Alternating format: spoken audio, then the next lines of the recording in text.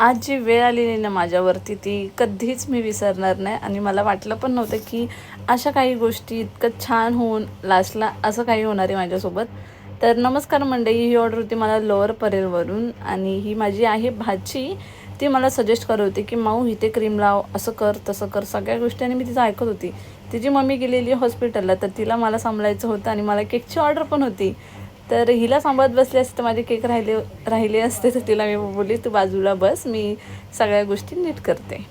तर cake ready झालेला आणि तिकडे जाऊनच मी रेडी करणार होते. फक्त जे काय होतं पॅकेजिंग सगळ्या गोष्टी झालेला आणि 5 KGचा केक असल्यामुळे मी गेलेली AC लोकलने आणि मला पण बघायचं होतं की कसं फील असतं. खूप AC फास्ट होती, मस्त वाटलं आणि 5 KGचा केक होता तर म्हटलं ACने जाऊ.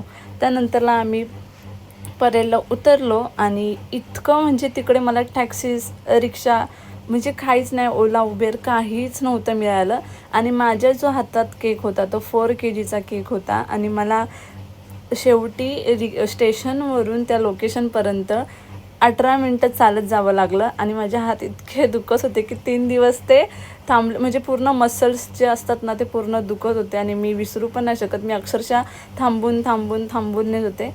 पण ज्यावेळी केकचा फायनल लुक बघितला तर खरंच जो सुकून असतो ना, म्हणजे इतक्या कष्टाने जो आपण केकचा फायनल लुक बघतो ना, खरंच खूप भारी वाटतं. पण खूप प्रॉब्लेम होते तिकडे, मी इतके माझे हात दुखत होते की मी शब्दात नाही मांडू शकत. तर हा आहे केकचा फायनल लुक.